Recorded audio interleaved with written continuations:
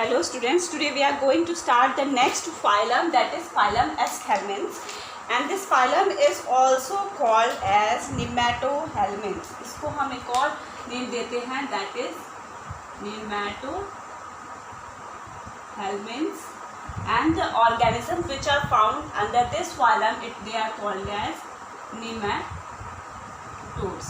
उनको हम नेमाटोड्स बोलते हैं. कमिंग ऑन टू, हम इसके सबसे पहले जनरल फीचर्स देख लेते हैं. These are triploblastic animal. Triploblastic means मैंने तुम लोग को बताया था, they are having 3 layers, ectoderm, mesoderm and endoderm. They are having bilateral symmetry. इसमें बायलेटरल सिमेट्री पाई जाती है. That means a body can be divided into 2 equal half only with a single plane. Okay, and these are pseudocoelomate. They have pseudocoelomate. Pseudocoelomate मतलब they have false coelomate. True coelomate क्या होता था? Coelom fluid थी, that was lined by peritoneal membrane. Peritoneal membrane से lined होता था, and if this peritoneal membrane is not found, जब नहीं मिलता था, नहीं found होता था, तो they were called as pseudocoelomate. Okay, now these Aschelminths was the first phylum in which tube within tube body plan was found. Tube within tube body plan. अब tube with in tube body plan क्या होता था, मैंने तुम लोग को बताया था. एक तो ट्यूब हुआ हमारा body wall, and inside it was a tube that was considered as the alimentary canal. Okay, one alimentary canal, one hole or one opening of the alimentary canal was considered as the mouth from which the ingestion of the food take place, and another pore was called as the anus from where the excretion of the digested food material take place. So these phylum were basically having tube within the tube body plan. Now their body wall, see this body wall was having 3 layers. Body wall is divided into 3 parts, or body wall is made up of 3 layers. The first one is cuticle, the next one is epidermis, and the third one is muscular layer. Okay, now this cuticle layer, why it is present? Cuticle layer you must have studied in the plant chapter. This cuticle is actually the waxy layer. Why it is required to have the waxy layer? So that the fluid which is present inside this body may not come out easily. Okay, epidermis, the layer of the epidermis is actually syncytial. Syncytial हम इसे बोलते हैं. Why it is syncytial?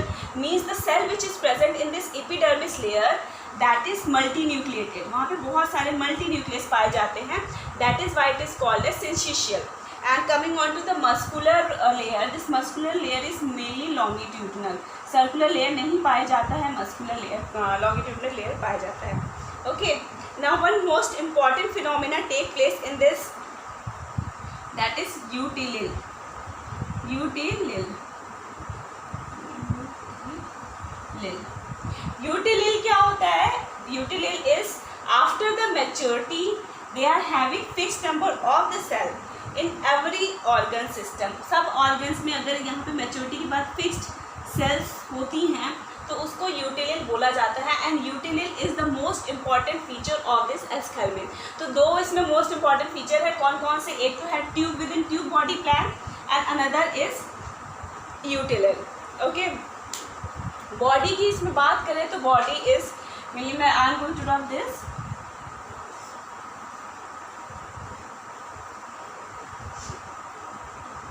The body is mainly unsegmented body है. Sorry, unsegmented body है, tube like होता है, worm like होता है, and they possess protostome condition. ये तो मुझे इसी में बताना चाहिए था. tube within tube body में protostome means mouth was developed before anus, यानी anus बाद में डेवलप हुआ था और माउथ जो है वो पहले डेवलप हुआ था. Okay, another important phenomena of this phylum Aschelminth is they possess sexual dimorphism. Sexual dimorphism इसमें पाया जाता है।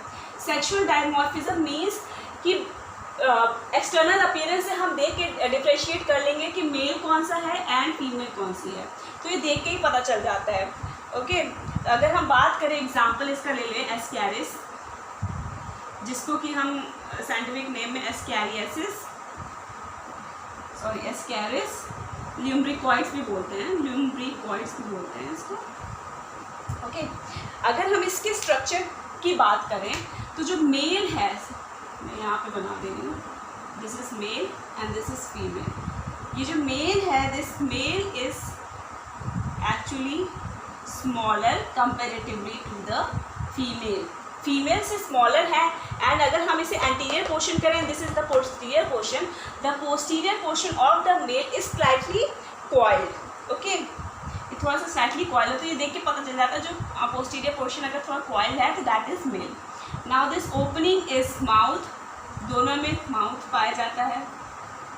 Okay, just beneath the mouth there is another opening which is for the excretion, excretory pore, इसको हम excretory pore बोलते हैं।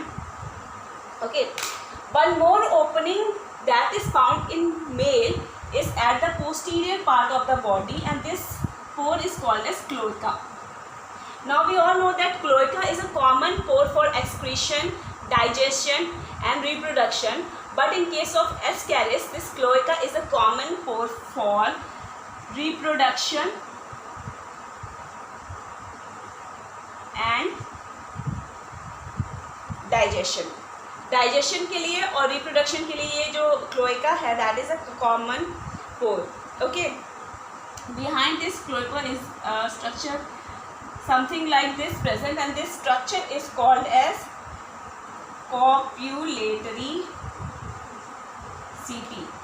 This copulatory CT is very much required for the sexual reproduction, यानी copulation के लिए ये बहुत ही required होता है, required conditions होती है। Okay, now if we talk about the female, female is also having one pore at the posterior part. This pore is called as anus.